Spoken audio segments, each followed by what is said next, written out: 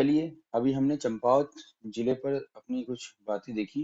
अब हम चमोली जिला देखते हैं। चंपावत जिला मैंने आपको बताया कि वो बहुत ज्यादा महत्वपूर्ण नहीं है। कुछ एक बातें हैं जो आपने उसकी याद रखनी है, बट चमोली जिला काफी महत्वपूर्ण है। महत्वपूर्ण क्यों है? क्योंकि यहाँ पे काफी ग्लेशियर हैं। यहाँ से काफी नदियां निकलती हैं, मंदाकिनी, अलकनंदा वगैरह। ठीक है, बद्रीनाथ है यहाँ पर। ठीक है, यहाँ पर औली है। तो ये वैसे ही बहुत इम्पोर्टेंट है आपका भौगोलिक दृष्टिकोण से। तो इसकी भौगोलिक जो अवस्थिति है वो देखते हैं क्या है, कौन कौन से इसको जिले या फिर कहें कि देश मिलते हैं। तो देखिए, चमोली आपको दिख रहा होगा, ऑरेंज कलर से है बीच में। इसके एक और पिथौरागढ़ है, एक और उत्तरकाशी है, एक और रुद्रप्रयाग है, एक और पूर्वी गढ़वाल है, और एक और अल्मोड़ा, बागेश्वर आदि ये लग रहे हैं। तो इसकी अंतर्राष्ट्रीय सीमा मिलती है चाइना से। तो चमोली के उत्तर में चाइना है, चीन है। चमोली के दक्षिण में आप देख रहे हैं अल्मोड़ा है। प्रॉपर दक्षिण की बात करें, उत्तर दक्षिण की बात, सॉरी, हाँ, पूर्व दक्षिण की बात करें तो बागेश्वर दिख रहा होगा आपको। अगर हम बात करें पश्चिम दक्षिण की तो पौड़ी गढ़वाल दिख रहा होगा। हम पश्चिम की बात करें तो रुद्रप्रयाग है, और पूर्व की बात करें तो यहाँ पर पिथौरागढ़ जिला है। उत्तर पश्चिम की बात करें तो उत्तरकाशी। तो इस तरीके से लगभग 6 जिले इसके साथ सीमा बनाते हैं, जबकि एक अंतर्राष्ट्रीय सीमा इसकी चाइना से बनती है। ठीक है, तो आई होप आपने देख ही लिया होगा इसको। आप लिख भी लीजिए कि किस दिशा में कौन सा मंदिर है, कौन सा जिला है।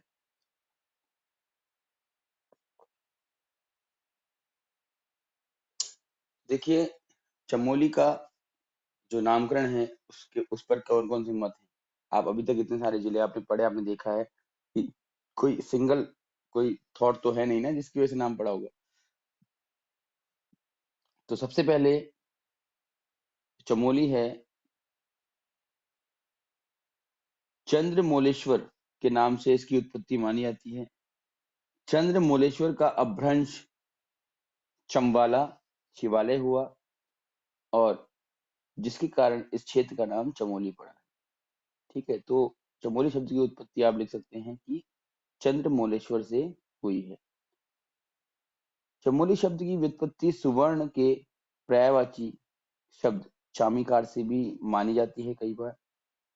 भास ने अपनी रचना प्रतिमा नाटक ने रामचंद्र जी से हिमालय शिखर पर सुवर्ण पार्श्व मृग होने का जिक्र किया था। ठीक है, तो इसी वजह से माना जाता है कि ये जो सुवर्ण पार्श्व मृग की बात है वो हिमालय के चमोली चमोली के शिखर पर बताई गई है। ऐसा ये काल्पनिक मत है, इसको हम नहीं मानेंगे। ठीक। चामीकार का अर्थ सोने से लिया गया है, जबकि इसमें अवली जुड़ने से चामीकारवली हो जाता है, और अवली का अर्थ होता है पंक्ति से लिया गया। माना जाता है कि चाम्रिकावली का भ्रंश रूप चमोली हुआ।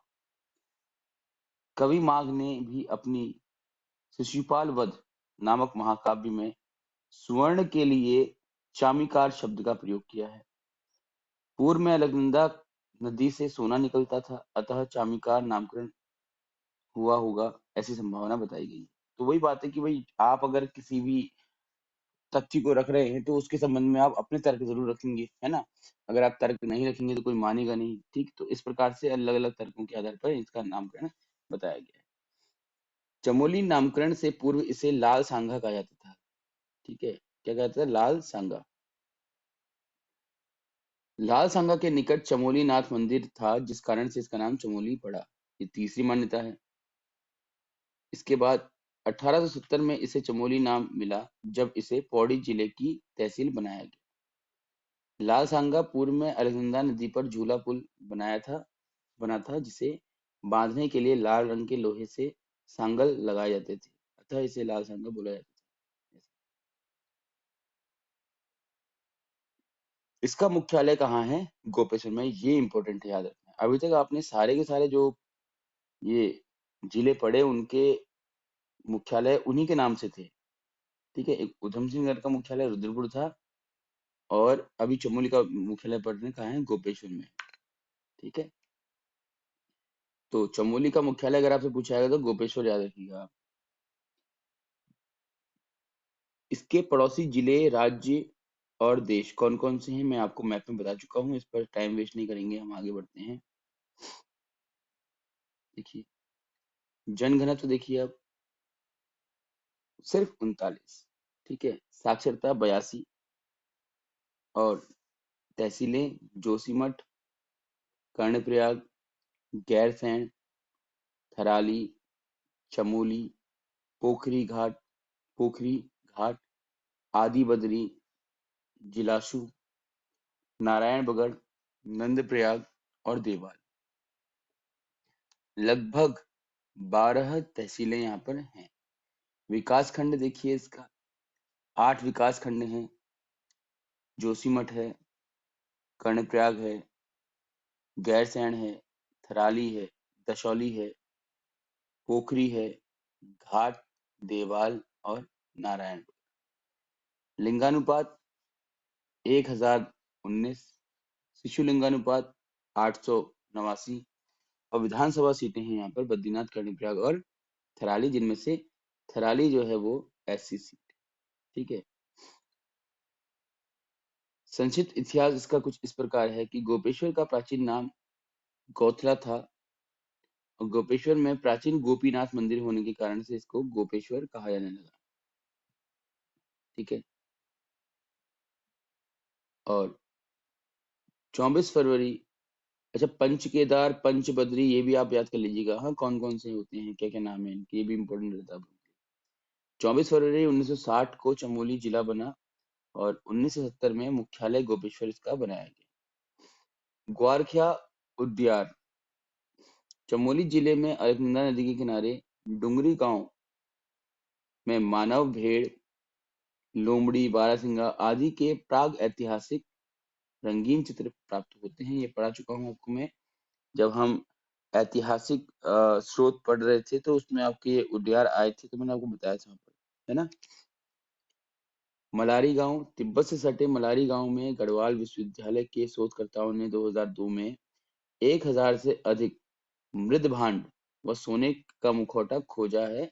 इस स्थान पर 1956 में समाधान भी खोजे गए थे, ठीक है। गोपेश्वर त्रिशूल लेख गोपेश्वर स्थित रुद्र शिव के प्राचीन मंदिर परिसर में अभिलिखित त्रिशूल स्थापित है, जिसमें मुख्य 2 अभिलेख अंकित हैं। कल मैंने आपको एक त्रिशूल बताया था, कितने फीट का था और कहाँ पर स्थित था बताइएगा, वो उत्तरकाशी पढ़ाते हुए। पांडुकेश्वर लेख जोशीमठ के निकट पांडुकेश्वर मंदिर से 4 ताम्रपत्र लेख प्राप्त हुए हैं, ठीक है, जिसमें कत्यूरी वंश के राजवंश का जिक्र है। कत्यूरियों की राजधानी कार्तिकेयपुर हुआ करती थी। एक ताम्रपत्र में लेखक गंगा भद्र का भी नाम उल्लिखित है। ये ताम्रपत्र ललितपुर देव से ने अंकित करवाए थे। ये सभी कुछ जो आपको मैंने बताया, इसमें 2-3 चीजें इंपॉर्टेंट है याद रखने के लिए। पहला तो ये कि ग्वारखा उद्यान में क्या क्या मिला है आपको, दूसरा मलारी गांव में क्या क्या मिला है, बस फालतू बातें आपको ज्यादा दिमाग में नहीं रखनी। चमोली की पर्वत श्रेणियां कौन कौन सी देखिए, तुंगनाथ बद्रीनाथ श्रेणी से अलकनंदा तक विस्तारित है। मंदाकिनी श्रेणी, रामणी श्रेणी श्रृंखला, खमिल श्रेणी, नंदाकोट दूधातोली श्रेणी, ठीक है। ग्वालदम श्रेणी जो कि गंगा व सरयू के पठारों को अलग करती है। दूधातोली इंपॉर्टेंट है बहुत, इसको उत्तराखंड का पामीर भी कहा जाता है, ठीक है। किसको, दूधातोली को, तो इसको आप लिख लीजिएगा, अभी अभी लिखिए इसको, उत्तराखंड का पामीर। जो भी उपनाम है ना वो तो आप बिल्कुल बाय हार्ट कर लीजिए, उत्तराखंड का पामीर डैश दूधातोली, ठीक है। और यहाँ से क्या, नयार नदी निकलती है, नयार पूर्वी और नयार पश्चिमी 2 नदियां हो गई, रामगंगा हो गई, आटागाड़ हो गई और बीनू, ठीक है। फिर धनपुर श्रेणी। प्रमुख ताल कौन कौन से देखो, गरम जल स्रोत तप्त कुंड है बद्रीनाथ में, गौरी कुंड है केदारनाथ मार्ग पर, ठीक है। बिहरी का बिरही घाटी कुलसारी वैसे ये गौरीकुंड जो लिखा है ना यहाँ पर, ये केदारनाथ में पड़ता है, ठीक है, तो ये आपका रुद्रप्रयाग जिले में पड़ेगा। कुलसारी पिंडर नदी के बाएं में है, ठीक। सैलो सैलोदक कुंड मधुमेश्वर महाराज, ठीक है। तो तप्त कुंड याद रखना है आपको कि बद्रीनाथ में पड़ता है। गौरी कुंड याद रखना है केदारनाथ मार्ग में पड़ता है। ताल कौन कौन से देखो, भैकल ताल है, ब्रह्म ताल है, झल ताल है, हेमकुंड है। हेमकुंड बहुत इंपॉर्टेंट है, सिखों का ये एक तीर्थ स्थल है। आप लोगों ने काफी नाम सुना होगा। हमारे कुमाऊं में रूपकुंड है, यहाँ पर हेमकुंड है। गोविंद घाट के आगे लक्ष्मण सरोवर या लोकपाल ताल के नाम से भी इसको जाना जाता है, तो याद रखिएगा इसको, लक्ष्मण सरोवर के नाम से भी जाना जाता है। हेमकुंड लक्ष्मण सरोवर कहाँ है, गोविंद घाट से आगे। बेनीताल कर्णप्रयाग के निकट है। और काक भुसुंडी ताल, ये तो इम्पोर्टेंट है। सतोपंथ त्रिभुजाकार ताल, जिसे सत्य पथ भी कहते हैं, यहाँ से अलकनंदा नदी का उद्गम होता है। तो अलकनंदा नदी का उद्गम स्थान है, इसलिए इसको नोट कर लीजिए। देखिएगा, सतोपंथ डैश अलकनंदा नदी का उद्गम स्थान, ठीक है। सतोपंथ झील के उत्तर में अलकनंदा ग्लेशियर है। भागीरथी ग्लेशियर और खड़क ग्लेशियर भी यहाँ स्थित है। सतोपंथ के आगे चंद्रकुंड स्थित है। तो इसमें सिर्फ इतना लिखिएगा कि सतोपंथ अलकनंदा का उद्गम स्थान है। फिर लिखिए सूखताल, ये इम्पोर्टेंट नहीं है, घाट के ऊपर है। फिर विष्णुताल सतोपंथ के निकट ही है। दूधा ताल दूधा तोली में है ये, ठीक है। गडियार ताल दसौली में है। जल ताल मंडी बृहद सरोवर, अरवा ताल छिनाब झील और ब्रह्मताल।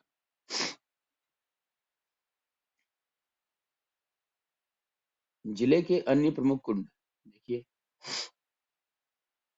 सूर्य कुंड, ऋषि कुंड, उर्वशी कुंड, नंदी कुंड, विष्णु कुंड, तारा कुंड, शिव कुंड, रुद्र कुंड, अमृत कुंड, छात्रा कुंड, भाप कुंड और बैराश कुंड आदि। जिले के प्रमुख ग्लेशियर कौन कौन से देखिए, दूनागिरी ग्लेशियर है, तिपराबमक ग्लेशियर है, सतोपंथ ग्लेशियर है, बद्रीनाथ ग्लेशियर है, खड़क ग्लेशियर है और भगीरथ ग्लेशियर। दर्रे कौन कौन से देखिए, नीति दर्रा देखो, सबसे पहले दर्रे जो हैं वो चमोली और चीन के बीच जो बनते हैं, चीन और चमोली के बीच बनने वाले दर्रे नीति दर्रा है, माणा दर्रा है।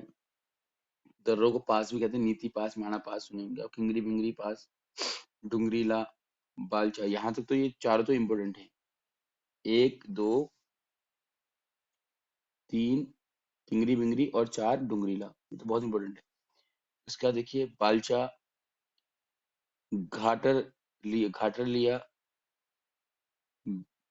ब्यूंडा ब्यूंडार दर्रा, सलसला दर्रा, तुंजुन दर्रा, चोर होती दर्रा, लमलंग दर्रा। ये इंपॉर्टेंट नहीं, चार ही याद रखें आप। पिथौरागढ़ चमोली के बीच में देखो बारह होती, इंपॉर्टेंट है बहुत, इसे याद रखिएगा, बारह होती, ठीक है। जब पिथौरागढ़ पढ़ाया तब भी पढ़ाया होगा आपको मैंने। मार्च योग, टोपी डूंगा और लाचदूरा, इंपॉर्टेंट नहीं है। चमोली के स्थानीय दर्रे कौन कौन से हैं, कुनकुल खाल दर्रा चमोली बागेश्वर के मध्य है।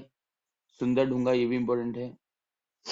और चमोली उत्तरकाशी के मध्य है आपका कालिंदी दर्रा, ठीक। तो इनमें से पांच छह दर्रे जो इंपॉर्टेंट है उनको याद रखिए आप, बस ये याद रखना है कि किसके बीच बनते हैं, ठीक है। चमोली चीन के बीच, पिथौरागढ़ चमोली के बीच और पिथौरागढ़ सॉरी बागेश्वर चमोली के बीच।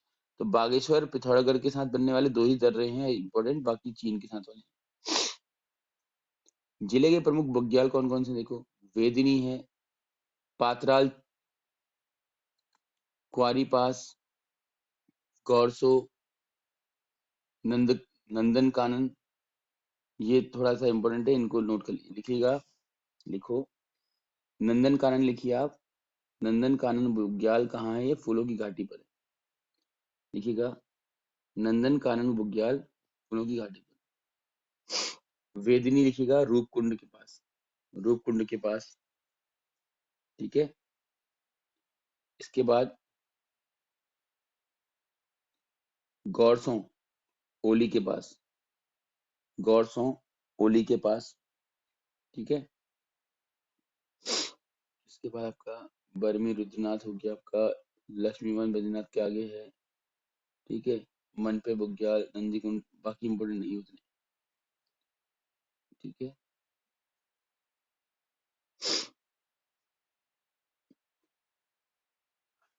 खर्क वह स्थान जहाँ मवेशियों को चराने व उनको रखा जाता है, लिखो आप। खर्क, खर्क मवेशियों के को रखने का स्थान, ठीक है। खर्क, ये जो खर्क लिखे हैं ना यहाँ पर देख रहे होंगे आप, ये खर्क, ये सब खर्क नाम से लिखे हैं ना, ठीक है। खर्क का मतलब क्या होता है ये बताया जा रहा है यहाँ पर। खर्क लिखिएगा मवेशियों को रखने व उनके चरने के स्थान को खर्क कहा जाता है। और ये तो पहले बता चुका हूं आपको कि जो बुग्याल होते हैं उसे कश्मीर में मर्ग और हिमाचल में थच कहा जाता है। जिले की प्रमुख गुफाएं देखिए कौन कौन सी गुफाएं हैं, इनमें से इंपॉर्टेंट जो है वो मैं लिखवा दे रहा हूँ आपको। देखिए व्यास गुफा सबसे पहले लिखिए आप, व्यास गुफा, व्यास गुफा। फिर लिखिए आप मुचकुंद गुफा, मुचकुंद गुफा। फिर लिखिए राम गुफा, ठीक है। और स्कंद गुफा, स्कंद। प्रमुख तीर्थ स्थल कौन से हैं, तो देखिएगा काक भुसुंडी तीर्थ, स्वर्ग रोहिणी सतोपंथ जलप्रपात, ठीक है। व्यास गुफा सतोपंथ और वसुधारा मार्ग पर पड़ता है, बाणा के निकट। गणेश गुफा व्यास गुफा के निकट पड़ती है। हनुमान चट्टी बद्रीनाथ के निकट पड़ता है। और पांडकेश्वर विष्णु प्रयाग और बद्रीनाथ के बीच पड़ता है। हेमकुंड और लोकपाल, ठीक है, ये तो आप जानते हैं हिंदुओं और सिखों का तीर्थ स्थल है ये, काफी ऊंचाई पर है और ये बहुत बड़ा ट्रैक भी माना जाता है। इसका पुराना नाम दंड पुष्करणी था, ठीक है। पुराना नाम क्या था इसका, दंड पुष्करणी लिख लीजिएगा आप। हेमकुंड का पुराना नाम दंड पुष्करणी था, नोट कर लीजिएगा। लिखिए दूधातोली,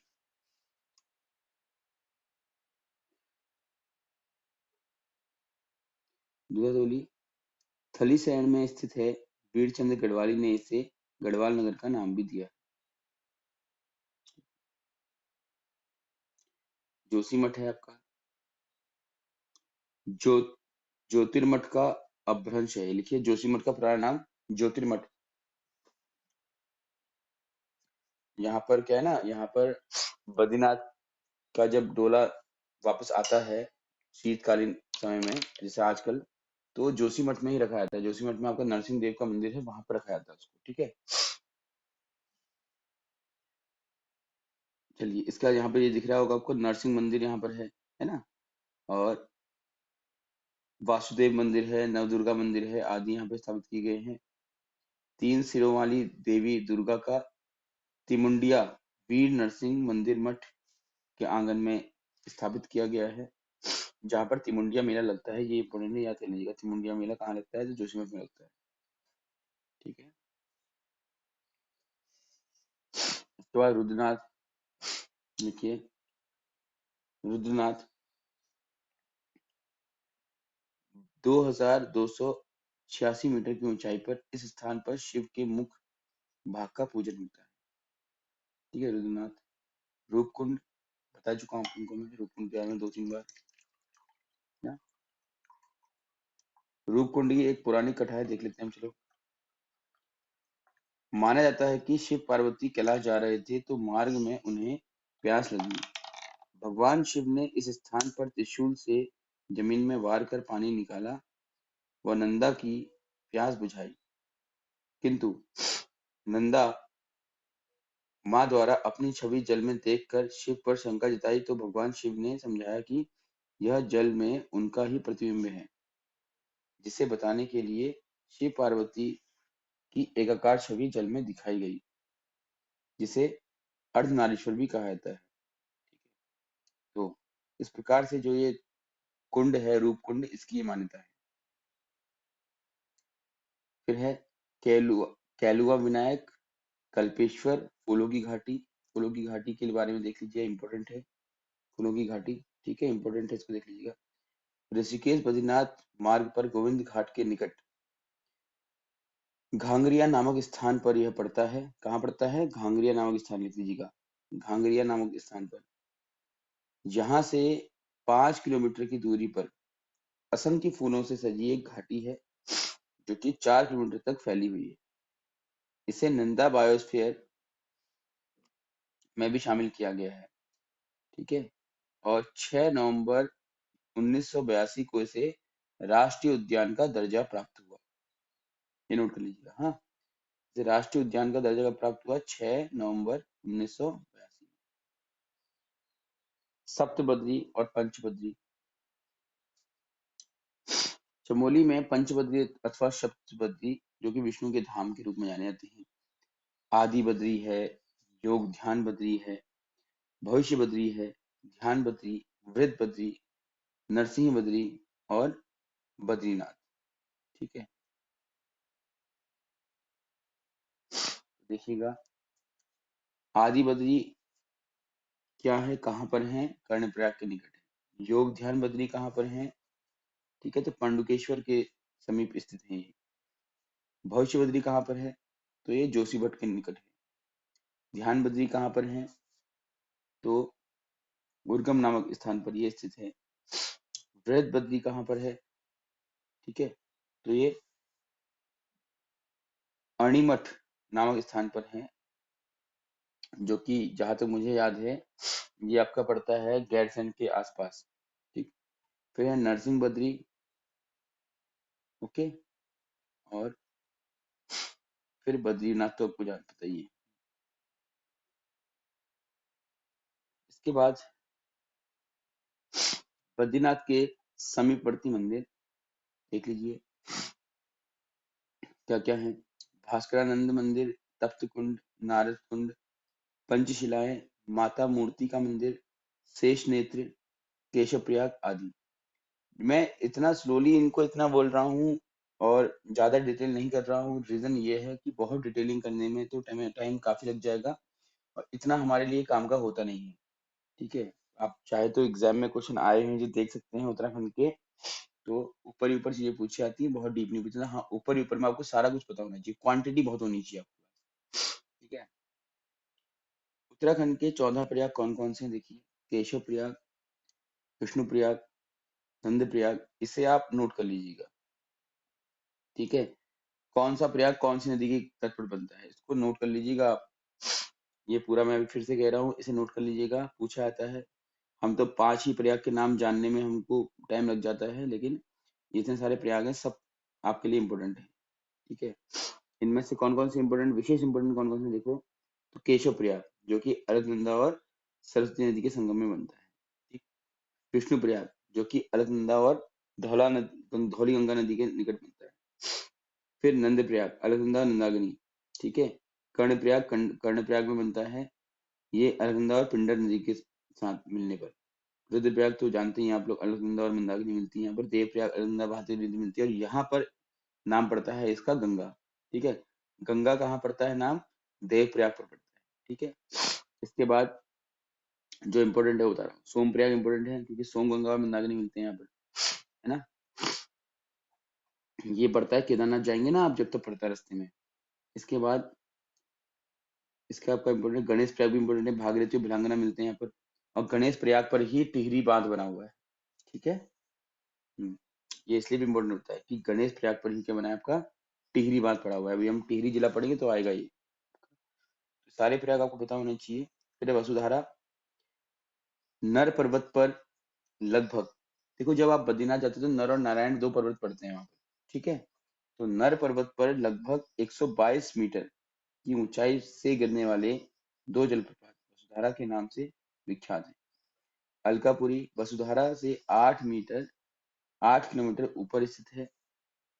इसे कुबेर एवं यक्षों का निवास स्थान माना जाता है।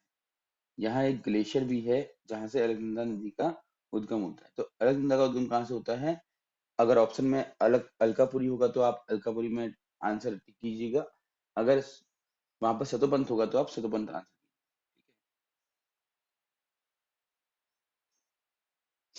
अब है प्रमुख नगर कौन कौन से, देखिए तो गैरसैंण है। अब गैरसैंण को आप जान ही रहे हैं कि अभी फिलहाल घोषणा कर दी गई है, इसको एक कमिश्नरी बना दिया गया है, यानी कि मंडल बना दिया गया है, बट हो सकता है कि वो कैंसिल हो जाए। 2014 में गैरसैंण विकास परिषद का गठन किया गया, ये इंपॉर्टेंट है, प्लीज इसको लिख लीजिएगा। 2014 में गैरसैंण विकास परिषद का गठन किया गया है। फिर है कर्णप्रयाग, देखिए आप जानते हैं, पढ़ी चुके हैं कर्णप्रयाग के बारे में आप, ठीक है। थोड़ा सा एक बार जब आप पढ़ेंगे ना इसको डॉक्यूमेंट को तो थोड़ा देख लीजिए डिटेल। गोपेश्वर चमोली का मुख्यालय है, बता चुका हूँ आपको मैं इसके बारे में। फिर आपका है ग्वालदम, देख लीजिए चाय और सेब की खेती के लिए प्रसिद्ध स्थान है ग्वालदम, देख लीजिएगा इसको आप। ग्वालदम चाय व सेब की खेती के लिए प्रसिद्ध है। और यहाँ पर सीमा सुरक्षा बल की ट्रेनिंग सेंटर भी है, देख लीजिएगा। लिख लीजिए ग्वालदम, ग्वालदम लिखिए, नोट कर लीजिए इसमें आप कि सीमा सुरक्षा बल बीएसएफ का ट्रेनिंग सेंटर, ठीक है, लिखिए। फिर है माणा गांव, भारत का अंतिम सीमावर्ती गांव है, ठीक है। पुराणों में इसको मणिभद्रपुरी भी कहा गया है, लिखिएगा। बहकल ताल इंपॉर्टेंट नहीं है इतना। अब आते हैं हम जिले की प्रमुख नदियां कौन कौन सी है। जिले की प्रमुख नदियां हैं आपकी अलकनंदा, बता चुका हूं आपको मैं। ऋषिगंगा, अभी अभी ऋषिगंगा में आपका आपदा आई थी, आपने देखा होगा, ठीक है, सुना होगा न्यूज में, देखा तो नहीं होगा खैर, ठीक। इसके बाद सरस्वती है, धौलीगंगा है, बिरही है, ठीक है, यहाँ तक तो इम्पोर्टेंट है। नंदाग्नि इम्पोर्टेंट है आपके लिए। पिंडर इम्पोर्टेंट है, पिंडर है, पिंडारी ग्लेशियर से निकलती है पिंडर, जो कि कर्णप्रयाग में अलकनंदा के साथ मिल जाती है, ठीक है। इसके अलावा धौलीगंगा जो है देववन पर्वत से निकलती है, याद कर लीजिएगा इसको आप। धौलीगंगा इंपॉर्टेंट है। सरस्वती देवताल से निकलती है, और ऋषिगंगा बद्रीनाथ में अलकनंदा के साथ शामिल हो जाती है। जिले के प्रमुख जल विद्युत परियोजनाएं कौन कौन सी, देखो अलकनंदा में कौन कौन सी है। पीपल कोटी परियोजना है, नंद प्रयाग परियोजना है, लंगासू परियोजना है, अमृत गंगा परियोजना है, गोबरा नंद प्रयाग परियोजना है, और देवसारी बांध परियोजना है, इंपॉर्टेंट नहीं है। पिंडर में देवल परियोजना है, मेलखेत परियोजना है, खेल गंगा परियोजना है, बाग एवं घेस परियोजना, इंपॉर्टेंट नहीं है। कल्प गंगा में देखिए उर्गम परियोजना है, इंपॉर्टेंट नहीं है। निंदागिरी में राजभक्ति परियोजना, देवली परियोजना, बलाना में बनाला में बनाला नदी पर एक परियोजना है, बनाला परियोजना, ऋषिगंगा परियोजना, ये चल रही थी अभी, अभी ध्वस्त हो गई है, आपने देखा होगा न्यूज में, है ना। तो जिसमें दिखा भी रहे थे कि ये परियोजना की वजह से ऐसा कुछ हुआ है, ये ग्लेशियर जो फटा है आपका धौलीगंगा में, ठीक है। तपोवन में विष्णुगान परियोजना, मनेरी, ठीक है, और बिहरी गंगा में गौनाताल। तो यहाँ की जो परियोजनाएं हैं वो इतनी इंपॉर्टेंट नहीं है जो एग्जाम में पूछी जाती हैं आपसे।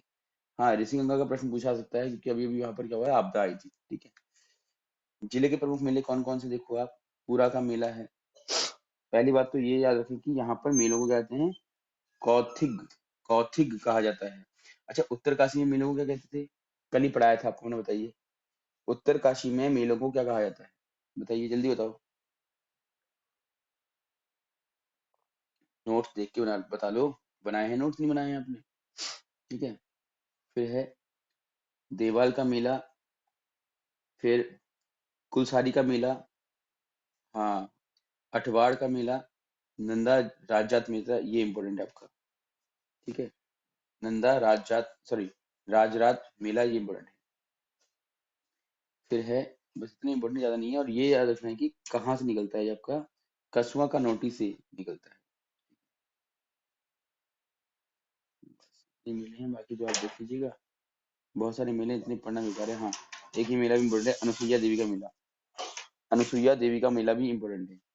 अनुसुईया माता का मंदिर है, ये काफी अंदर पड़ता है रोड से करीबन 4 या 5 किलोमीटर ऊपर पहाड़ी में अगर की पड़ता है, और उसके भी ऊपर अगर की अ, वो है पहाड़ी टाइप की है, उसको बोलते हैं हम क्या, नाम भूल रहा हूँ उसका, अतरमुनि आश्रम बोलते हैं, अतरमुनि आश्रम। क्योंकि मैं गया हूं ना तो मेरे को याद है ये। ठीक है, अनुसुईया देवी के भी 1 किलोमीटर पर जाकर के अतरमुनि आश्रम पड़ता है। ठीक। फिर है आपका ब्रह्मांड उत्सव, ये इंपॉर्टेंट है, ये पढ़ लीजिएगा इसको आप। ठीक है, ब्रह्मांड उत्सव लिख लीजिए, लिखिए। फिर आपका नृत्य शैली कौन कौन सी यहाँ पर। ठीक है, ये कुछ बणिया बणियान, म्योर मुरेन, माल मल्ल, कुरु जोगी। इंपॉर्टेंट नहीं है, फिर एक बार बस नाम लिख लीजिएगा इनका अपने नोट्स में, ताकि आप एग्जाम से पहले एक बार रिवाइज कर लें इसको। सलू डुंगरा की विश्व धरोहर का सफर। ठीक, इसको रहने देते हैं अभी। फूलों की घाटी पढ़िएगा, फूलों की घाटी लिख लीजिए अगर लिख रहे हैं तो अभी आप। फ्रैंक स्माइथ द्वारा 1931 में इसको खोजा गया था, और 6 नवंबर 1982 में नेशनल पार्क बनाया गया इसमें। इसके बाद 14 जुलाई 2005 को इसको विश्व धरोहर में शामिल किया गया। ठीक है, इसके मध्य में पुष्पावती नदी बहती है, ये नोट कर लीजिएगा इसको, पुष्पावती नदी का नाम। स्कंद पुराण में इसे नंदन कानन भी कहा जाता है। ठीक है, और मेघदूतम जो कि अ, कालिदास की है, उसमें इसको अलका कहा गया है। ठीक है, चलिए। स्थानीय तौर पर इसे भ्यूंडार घाटी कहा गया है। विविध तथ्य है, इनको देख लीजिएगा आप।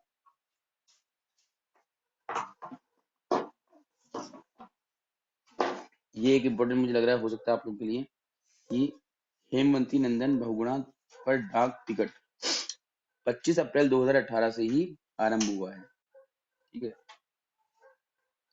उत्तराखंड का चमोली ऐसा प्रथम जिला है जो कि 2016 में खुले में शौच से मुक्त हुआ। ये इंपॉर्टेंट है, वेरी वेरी इंपॉर्टेंट, करके तुम मार्क कीजिएगा।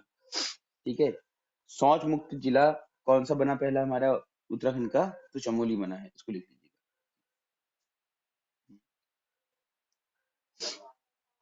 फिर है केदारनाथ वन्य जीव विहार, कहाँ है, चमोली में है। चमोली रुद्रप्रयाग की केदार घाटी में, मतलब चमोली और रुद्रप्रयाग दोनों का सम्मिलित है ये। ठीक है, इसका क्षेत्र जो है रुद्रप्रयाग में भी है और चमोली में भी है।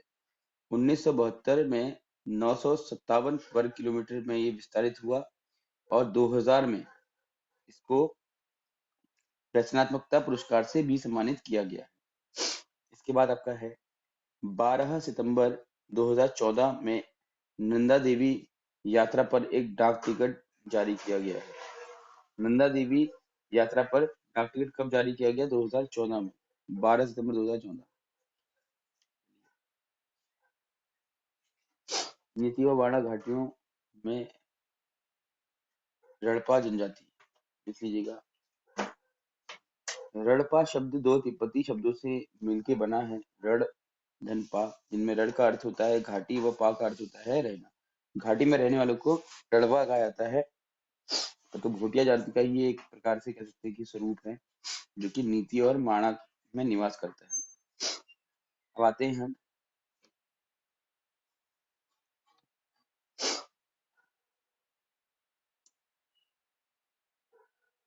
जिले के प्रमुख व्यक्ति। देखिए, बहुत सारे व्यक्ति आपको मिलेंगे महत्वपूर्ण यहाँ से। पहले हैं अनुसुईया प्रसाद बहुगुणा। ठीक है, अनुसुईया प्रसाद बहुगुणा गढ़ केसरी के नाम से इनको जाना जाता था, इनका उपनाम है गढ़ केसरी। ये कांग्रेस के एक कद्दावर नेता थे, और इन्होंने ककोड़ा खाल में डिप्टी कमिश्नर की का विरोध किया था। ठीक है, बाकी ऐसा कुछ महत्वपूर्ण है नहीं, बस इतना ही लिख लीजिएगा इसको कि अनुसुईया प्रसाद बहुगुणा को गढ़ केसरी के नाम से जाना जाता है। तो लिखिए चंडी प्रसाद भट्ट, आप जानते हैं इनका नाम, है ना। रेमन मेगिस मैग्सेसे पुरस्कार से इनको सम्मानित किया गया है। रैमन मैग्सेसे पुरस्कार से इनको सम्मानित किया गया है। लिखा, लिखते हुए चलिए इसको। हाँ, 1986 में पद्मश्री, 2005 को पद्म भूषण और 2013 में गांधी शांति पुरस्कार से भी इनको सम्मानित किया गया।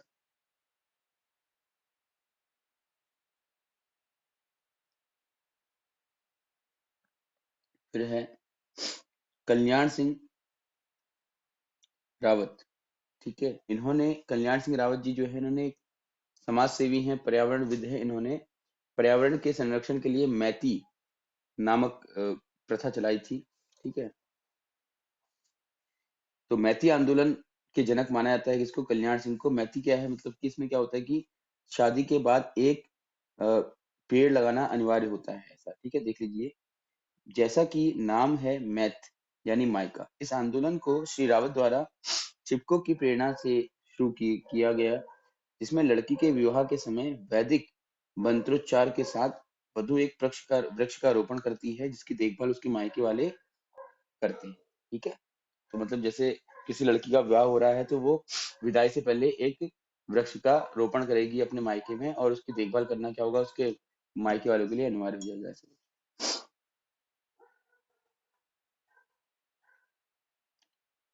इसके बाद गौरा देवी का नाम आपने सुना ही है, चिपको आंदोलन से संबंधित है। चिपको वुमन के नाम से इनको जाना जाता है। ठीक है, नोट कर लीजिएगा इसको। इसके बाद परिमार्जन नेगी, वो इतना इम्पोर्टेंट नहीं है, लेकिन फिर भी नोट कर लीजिएगा, अर्जुन पुरस्कार से सम्मानित शतरंज चैंपियन है ये। ठीक है, फिर दरबान सिंह नेगी, दरबान सिंह नेगी लिख लीजिएगा आप, नोट कर लीजिए इसे। फिर है बैरिस्टर मुकुंदी लाल, ये स्वतंत्र सेनानी है। और गढ़वाल पेंटिंग्स नाम से गढ़वाली चित्रकला का संग्रह कर उसे प्रकाशित किया। ठीक है,